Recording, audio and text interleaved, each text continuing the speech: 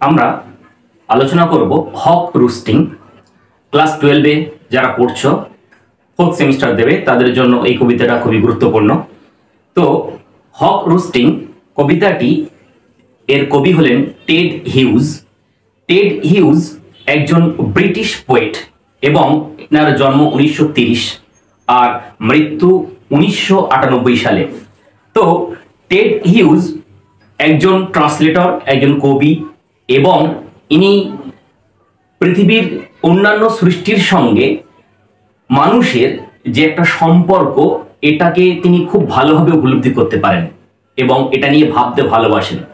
তো এই যে হক রুস্টিং কবিতাটি, হক রুস্টিং মানে, রুস্টিং শব্দটা এর মানে হচ্ছে কোনো পাখি বা কিছু বিশ্রাম নেওয়াকে বোঝায়, অর্থাৎ কোনো গাছের উপরে ঝিমিয়ে আছে বা বিশ্রাম নিচ্ছে প্রচন্ড কাজ করার পরে, এটাকে আমরা রুস্টিং বলি। আর হক মানে আমরা জানি বাজ পাখি। তো বাজ পাখি কবিতাটা এরকম বলতে পারি, বাজ পাখির বিশ্রাম।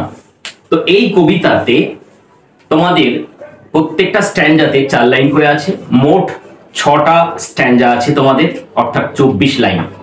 তো এই কবিতাটা আমি লাইন বাই লাইন এর বাংলা মানে এবং শব্দার্থগুলো, ওয়ার্ড নোটসগুলো বলবো, তোমরা ভালোভাবে শোনো এবং খাতা পেন নিয়ে বসে যাও, যাতে তোমরা পরীক্ষার প্রস্তুতিটা খুব ভালো হয়।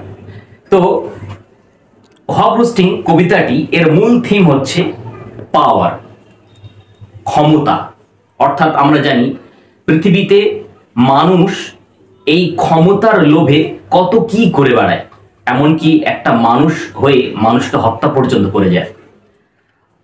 আর এই কবিতার আরেকটা থিম হলো অ্যারোগেন্স, মানে হলো অহংকার।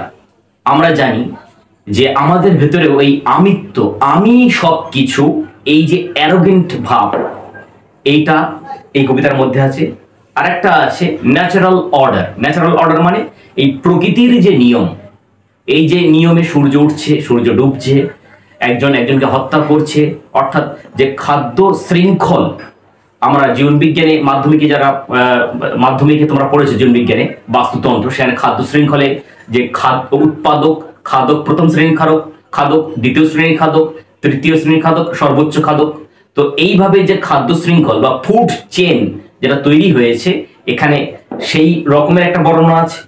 এবং সর্বোপরি দ্য ব্রুটাল এক্সিস্টেন্স, অর্থাৎ নিষ্ঠুর অস্তিত্ব। মানে বাজ পাখি, আমরা যারা বাজ পাখি দেখেছি আমরা জানি যে বাজ পাখির লুকিংটাই মানে একদম রয়্যাল, রাজকীয়, এবং এর দেখেই মনে হয় এই যেন সর্বদা কোনো কিছু একটা শিকার করতে এ প্রস্তুত। এবং এই বাজ পাখি আমরা জানি অনেক উঁচুতে উঠতে পারে, অনেক দূরে উঠতে পারে, এবং এর শিকার ধরাতে খুবই দক্ষ। তো এই যে টোটাল কবিতাটা এটা হচ্ছে একটা ড্রামাটিক মোনোলগ। ড্রামাটিক মোনোলগ কি? ড্রামাটিক মোনোলগ হলো যখন কোনো গল্প কিংবা কোনো কবিতা, যখন বক্তা নিজ মনে মনে কথা বলে, এই কথাটা যখন লেখায় প্রকাশিত হয়, যেমন আমরা বিভিন্ন মুভিতে দেখি, বাংলা কিংবা হিন্দিতে, যে ব্যাকগ্রাউন্ড সাউন্ড আসে, আমি দেখছি নায়ক বা নায়িকাকে দেখছি, কিন্তু পিছন নায়ক নায়িকা ভাবছে, কার দিক দেখে ভাবছে, তখন ব্যাকগ্রাউন্ড থেকে যে সাউন্ড আসে তাদের মুখ নড়ছে না, যেন মনের কথাটা ব্যাকগ্রাউন্ড থেকে বাসছে। এটাই হচ্ছে মোনোলগ, অর্থাৎ নিজের সাথে কথা বলা। তো টোটাল এই কবিতাটা হক অর্থাৎ বাজ পাখি নিজেই কথা বলেছে, এখানে স্পিকার হচ্ছে বাজ পাখি। তো আমরা প্রথম স্ট্যান্জা এর ট্রান্সলেশন, বাংলা অনুবাদ এবং শব্দার্থ শুরু করব। I sit in the top of the wood, my eyes closed. First person narrative, যেহেতু আমি এটা বললাম ড্রামাটিক মোনোলগ, প্রথমেই শুরু হচ্ছে আই দিয়ে। আই সিট, আমি বসে আছি। In the top of the wood, in the top of the wood, বনের সর্বোচ্চ স্থানে, উঁচু স্থানে। মাই আইজ ক্লোজড, আমার চোখ বন্ধ। Inaction, no falsifying dream. Inaction নিষ্ক্রিয়তা, কোনো কাজ নেই। নো ফলসিফাইং ড্রিম, কোনো মিথ্যা স্বপ্ন নয়। Between my hooked head and hooked feet, আমার বাঁকা মাথা এবং বাঁকানো পায়ের মাঝে, অর্থাৎ হুকড মানে যেমন বড়শি তোমরা দেখেছো, মাছ ধরার বড়শি যেমন বাঁকানো, ঠিক ওই রকম বাঁকানো মতো, আর ঈগল পাখির ঠোঁটটা ওরকম বাঁকানো, নখগুলো বাঁকানো, hooked head and hooked feet, or in sleep, এবং ঘুমের মধ্যেও rehearse perfect kills and eat. Rehearse মানে অনুশীলন করা, পারফেক্ট কিল নিখুঁত হত্যা, অ্যান্ড ইট খাবার। তো ফার্স্ট স্ট্যান্জাতে এখানে যে শব্দগুলো রয়েছে, শব্দগুলো প্রথম লাইনে প্রথমে যেটা হচ্ছে আই সিট আমি বসে আছি, in the top of the wood জঙ্গলের সর্বোচ্চ উচ্চতায়, মাই আইস ক্লোজড আমার চোখ বন্ধ। তাহলে চোখ বন্ধ করে কখন বসে থাকে? যখন বিশ্রামের প্রয়োজন হয়, চোখ বন্ধ হয়ে আছে। ইন অ্যাকশন নিষ্ক্রিয়, কোনো কাজ করছে না, চুপচাপ চোখ বন্ধ করে সে বসে আছে। নো ফলসিফাইং ড্রিম, চোখ বন্ধ করে কিন্তু কোনো ভুল স্বপ্ন, কোনো মিথ্যা স্বপ্ন সে দেখছে না। এখানে হক নিজে বলছে যে আমার চোখ বন্ধ, কিন্তু চোখ বন্ধ করে আমি কোনো দিবা স্বপ্ন দেখছি না। ওই ঘুমের মধ্যেও between my hooked head and hooked feet, মানে আমার বাঁকানো মাথা বা ঠোঁট এবং বাঁকানো পায়ের মাঝে, অর ইন স্লিপ এমনকি ঘুমের মধ্যেও রিহার্স, রিহার্স মানে কোনো কিছুর অনুশীলন করা, প্র্যাকটিস করা, পারফেক্ট কিলস মানে হক তার শিকার ধরাতে সে এত দৃঢ় প্রতিজ্ঞ যে তার ঘুমের মধ্যেও সে শিকারিটা কেমন ভাবে ধরবে, কেমন ভাবে ধরে তাকে ছিঁড়ে ছিঁড়ে খাবে, সে সেটাই রিহার্স করছে তার চোখ বন্ধ করে। অর্থাৎ কোনো স্বপ্ন, ফালতু স্বপ্ন সে দেখছে না, কোনো মিথ্যা স্বপ্ন সে দেখছে না। তাহলে প্রথম স্ট্যান্জা। তারপরে সেকেন্ড স্ট্যান্জা, প্রত্যেকটা স্ট্যান্জাতে 4 লাইন করে রয়েছে, এটাকে আমরা কোয়ার্টেনও বলতে পারি। The convenience of the high trees, the air's buoyancy and the sun's ray are of advantage to me, and the earth's face upward for my inspection. The convenience of the high trees, convenience মানে advantage, সুবিধা, of the high trees উঁচু গাছের যে সুবিধা, the air's buoyancy, buoyancy মানে হচ্ছে প্লবতা, অর্থাৎ বাতাস, বাতাসে যে ভেসে থাকার যে ক্ষমতা, বাতাসকে ভাসিয়ে রাখার যে ক্ষমতা, সেই ক্ষমতাকে প্লবতা বলা হয়। অ্যান্ড দ্য সানস রে, আর সূর্যের রশ্মি, আর অফ অ্যাডভান্টেজ টু মি, এই সবগুলোই আমার সুবিধার জন্য। অ্যান্ড দি আর্থস ফেস, এমনকি পৃথিবীর ফেস, ভূপৃষ্ঠ, আপওয়ার্ড, আপওয়ার্ড মানে যেন আমার দিকে উত্তোলন করে আছে, তুলে ধরে আছে। ফর মাই ইন্সপেকশন, ইন্সপেকশন মানে কোনো কিছু নিখুঁত ভাবে দেখা, নিরীক্ষণ করা, পরীক্ষা করা। তো এখানে হক বলছে যে উঁচু গাছ, এই যে উঁচু গাছ, অর্থাৎ এমন একটা গাছে সে বসে আছে উঁচু ডালে, সর্বোচ্চ মানে ওখান থেকে সমস্ত জঙ্গলকে সে যেন দেখতে পাচ্ছে।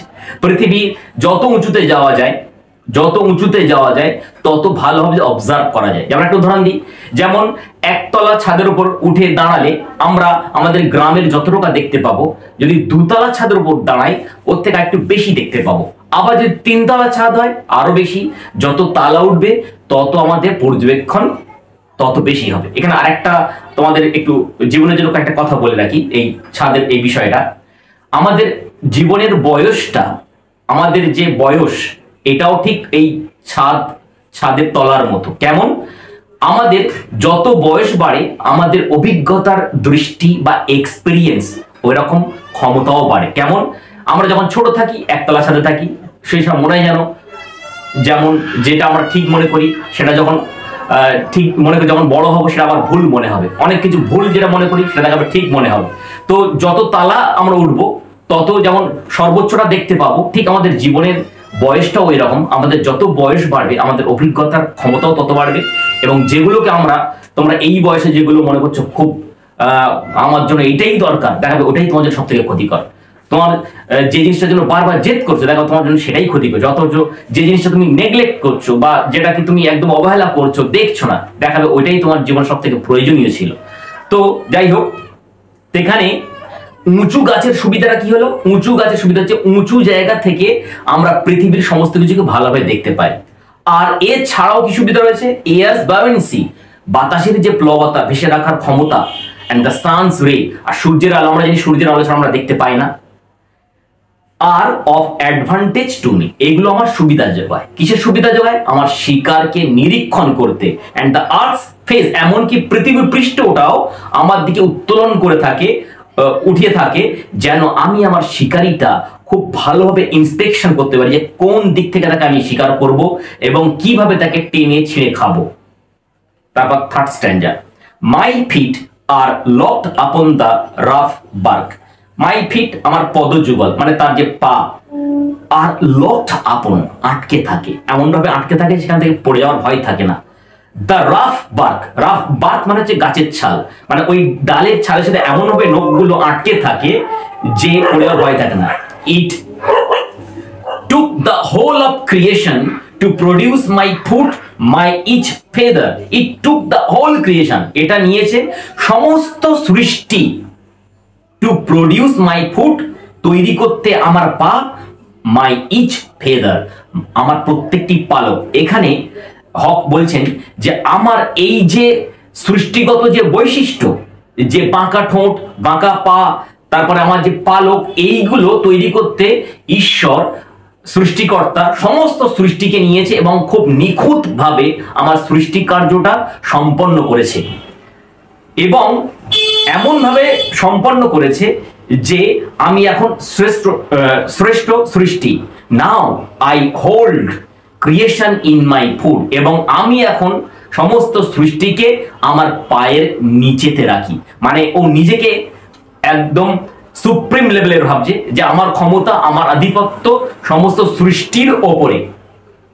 তারপরে ফোর্থ স্ট্যান্ডার্ডে, or fly up, fly up আমি উঠতে পারি অনেক উপরে। চিল বা বাজ পাখি আমরা দেখেছি যে অনেক উঁচুতে, আকাশে অনেক উঁচুতে ওড়ে, and revolve it all slowly, এবং উড়ে আমরা দেখি যে আকাশে চারিদিকে ঘুরপাক খায়, চারিদিকে ঘুরপাক খায়। কেন? কারণ সে যাতে ওই দূর থেকেও তার শিকারকে ভালোবেসে দেখতে পায় যে কোন জায়গায় আছে এবং কিভাবে তার শিকার করব। আই কিল, আমি হত্যা করি, হোয়ার আই প্লিজ, যেখানে আমি ইচ্ছা করি, মানে যেভাবে আমি চাই, যাকে আমি ইচ্ছা করি তাকে আমি হত্যা করি। Because it is all mine, কারণ সব সৃষ্টিটাই আমার, সবকিছুই আমার। There is no sophistry in my body, সেখানে কোনো সফিস্ট্রি, এই ওয়ার্ডটা আমাদের বোঝা দরকার। সফিস্ট্রি মানে এমন বৈশিষ্ট্য যেমন মানুষের মধ্যে আছে, আমরা কোনো ভুল কাজ করে ফেললে বা ইনহিউম্যান কোনো কাজ করে ফেললে, অমানবিক কোনো কাজ করে ফেললে আমরা সেই কাজকে জাস্টিফাই করার জন্য বিভিন্ন যুক্তি দিই, অজুহাত দিই। কিন্তু এখানে হক তার প্রাউডনেস, তার নিজের কনফিডেন্স এত বেশি, সে বলছে there is no sophistry. Sophistry মানে কোনো রকম ধূর্ততা নেই, কোনো রকম কূটনৈতিকতা নেই, কোনো রকম মিথ্যা নেই বা প্রতারণা নেই ইন মাই বডি, আমার বডিতে কোনো প্রতারণা নেই। আমি টোটালটা কি জন্য? শিকার করার জন্য। My manners are tearing off heads, আমার পদ্ধতিই হচ্ছে মাথাগুলো ছিঁড়ে ছিঁড়ে খাওয়া। দ্য অ্যালটমেন্ট, তারপরে স্ট্যান্ডা, দ্য অ্যালটমেন্ট অফ ডেথ, মৃত্যুর বরাদ্দ। অ্যালটমেন্ট মানে বিলি বন্টন, যেমন সরকার থেকে কোনো কিছু অ্যালটমেন্ট করলো যে গরিবদের এত টাকা করে দেওয়া হবে, বা যারা ফ্লাডে বা বানে ভেসে গেছে তাদের জন্য এই খাবারগুলো দেওয়া হবে, এগুলো অ্যালটমেন্ট বলা হয়। বরাদ্দ অর্থাৎ মৃত্যুর যে বরাদ্দ। For the one path of my flight is direct, আমার পথ হচ্ছে একদম সোজা। কেমন? Through the bones of the living, জীবিতদের হাড়ের মধ্য দিয়ে। মানে হাড়ের মধ্য দিয়ে কেন? কারণ তার কাজই হচ্ছে শিকার করে তার মাংসগুলোকে খেয়ে নেওয়া। No arguments assert my right, কোনো তর্কই আমার অধিকারকে খর্ব করতে পারবে না, থামিয়ে দিতে পারবে না, বা আমার কাজকে থামাতে পারবে না। দ্য সান, তারপরে last stanza, the sun is behind me, সূর্য আমার সাথে আছে বা পিছনে। Nothing has changed since I began, কোনো কিছুই পরিবর্তন হয়নি যখন থেকে আমি শুরু করেছিলাম। My eye has permitted no change, আমার চক্ষু কোনো অনুমতি দেয় না পরিবর্তনের। I am going to keep things like this, এবং আমি এই রকমই করতে বজায় রেখে দেবো, মানে আমি এমন কাজটি বজায় রেখে দেবো। তো টোটাল এই কবিতাতে হক সে নিজের সঙ্গে কথা বললো। থিমটা কি? যে আমি এই সৃষ্টির সর্বোচ্চ, আমাকে ঈশ্বর এমনভাবে সৃষ্টি করেছে যে আমি সৃষ্টির সর্বোচ্চ। আর লাস্ট টাইম যাতে সে এমন ভাবে কথা বলে যেন সে ঈশ্বর লাইক, মানে গড লাইক কথা বলে, যে ঈশ্বরের মতো ক্ষমতা, সে বিশাল কিছু, সে যেমন ভাবে ইচ্ছা হত্যা করতে পারে, সে কাজ পরিবর্তন করবে না, সে এমন ভাবে নিজেকে জাহির করছে, এত প্রাউডনেস, এত অ্যারোগেন্স, সে বলছে আমি যেভাবে চাই হত্যা করতে পারি এবং যেখানে চাই হত্যা করতে পারি এবং আমি এই কাজটা পরিবর্তন করব না। সে নিজের প্রতি এত ওভার কনফিডেন্স। তো যাই হোক, এই অ্যারোগেন্স মানুষের থাকা উচিত নয়। এটা কবির দৃষ্টিকোণ একটা পাখির প্রতি, সেটাই আলোচনা করা হয়েছে। আর এখানে তাহলে আমরা দেখলাম যে হক রুস্টিং, হক অর্থাৎ বাজ পাখি বসে আছে একটা গাছের উপরে, সব থেকে উঁচু গাছ, সেখানে বসে চোখ বন্ধ করে সে কিভাবে শিকার ধরবে সেই শিকারটা নিয়ে টোটাল চিন্তা ভাবনা করছে এবং নিজের সাথে নিজের কথা বলছে। সেটাই আমরা এই কবিতাতে পেলাম।